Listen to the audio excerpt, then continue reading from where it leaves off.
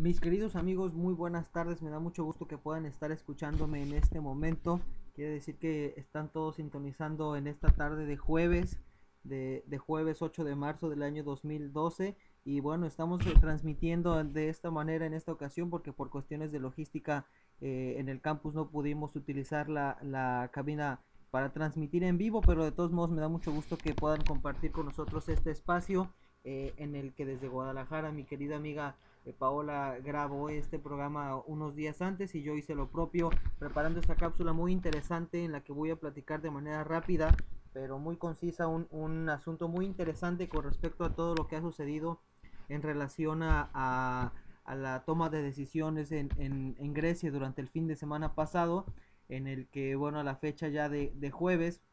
de este jueves que en el que ustedes sintonicen en vivo, ya debió haber sucedido la votación para la aprobación del rescate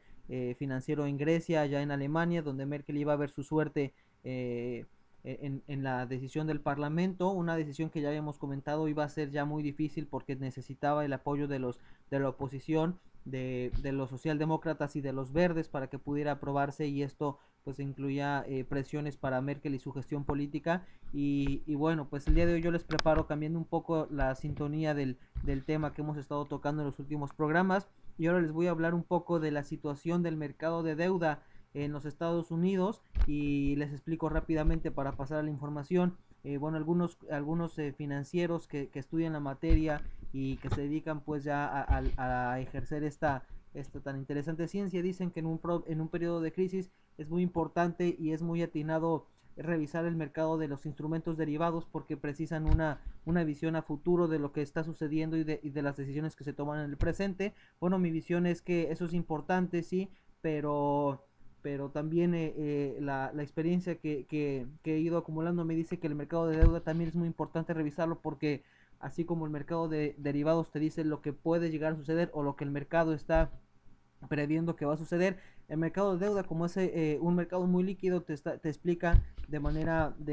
muy interesante, si es que se sabe leer, lo que está sucediendo en el momento y las decisiones que se están tomando en este momento, y de las cuales pues dependen muchas otras cuestiones que afectan en el corto plazo. Y bueno, pues les platico rápido la noticia eh, y más bien el análisis que sucede con cifras de la Reserva Federal, de las cuales me di la tarea de buscar durante el fin de semana. Esta cápsula la grabé el día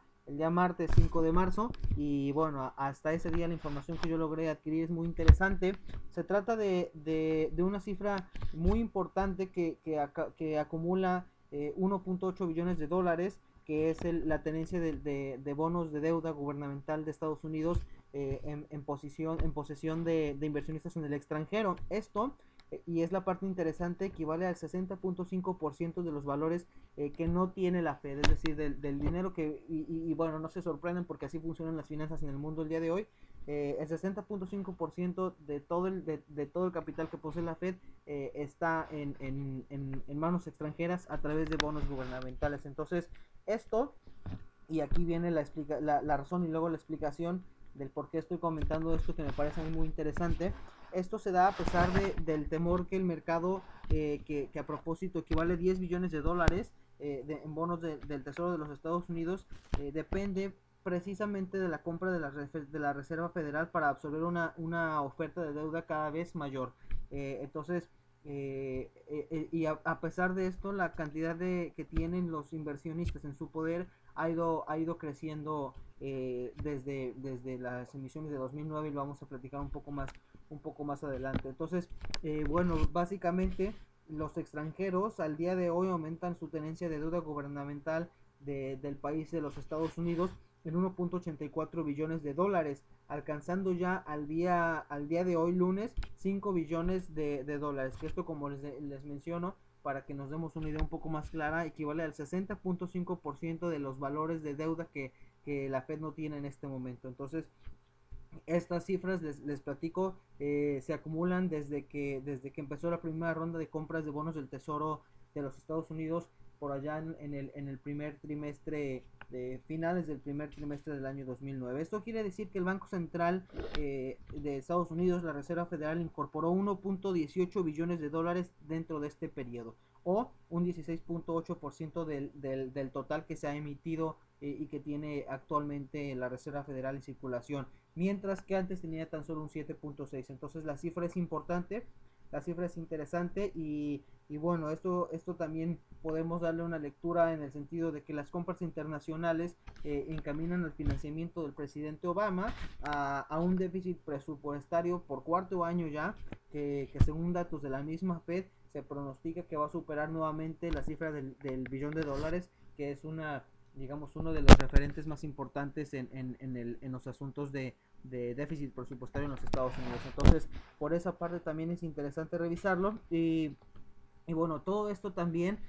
a pesar de que los rendimientos del pagaré a 10 años, que es un referente en Estados Unidos, permanecen por debajo del nivel de la inflación. Esto quiere decir que los bonos a 10 años ni siquiera te dan la inflación. Entonces,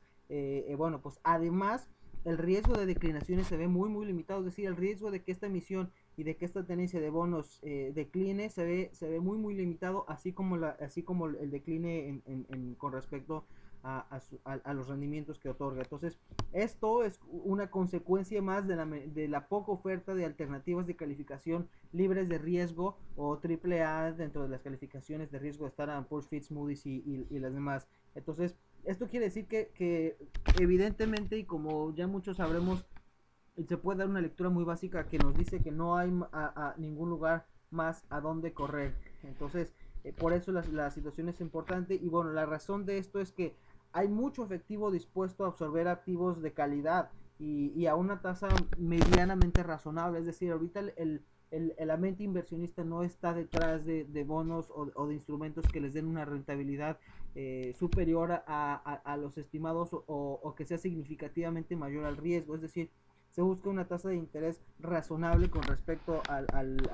obviamente al riesgo y la naturaleza del instrumento, pero la situación es que, y el problema es que no hay suficientes bonos líquidos de alta calidad y podemos contarlos incluso, queda el de Estados Unidos, queda el de Alemania, el de Francia ya un poco tambaleándose y bueno, pues serían en general los más importantes. Entonces, pues la falta de activos líquidos hace que el mundo inversionista corra al bono estadounidense a pesar de los problemas o a pesar de las inconsistencias que ya hemos mencionado. Entonces, bueno, recapitulando rápidamente porque se nos termina el tiempo en esta cápsula, los bonos del Tesoro a 10 años han declinado 0.3%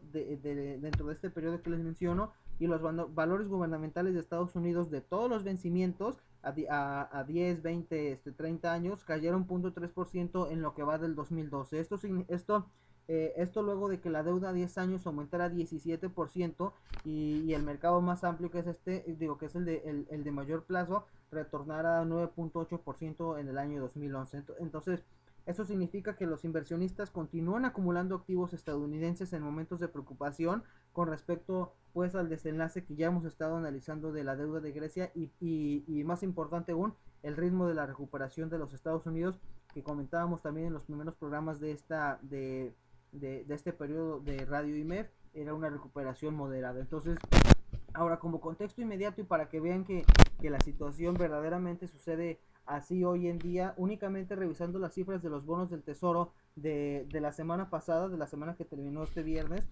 los bonos del Tesoro se mantuvieron sin cambios la semana pasada y los rendimientos del pagaré de 10 años siguieron en 1.98%, es decir, se mantuvieron flat. Y bueno, es importante mencionar esto porque el valor de 2%, que es una referencia también en Estados Unidos del instrumento con vencimiento en febrero de 2022, se mantuvo en 100.21 puntos en su valor nominal. Entonces, si se fijan, el valor, perdón, de valor sobre par, y era lo que les iba a comentar, si se fijan, el valor nominal de esos instrumentos es de $100 y se venden con una ligera prima, con un ligero, digamos, incentivo o premio para el inversionista. Esto porque es un bono es un bono a 10 años y entonces es un bono digamos de mediano plazo, y sin embargo si revisamos en contraposición el rendimiento del pagaré a 2 años, que es el más líquido que tiene la Fed, se declinó 3 puntos básicos a 1.27%. Entonces quiere decir esto que en contraposición con el bono de 10 años que se tiene que vender con prima,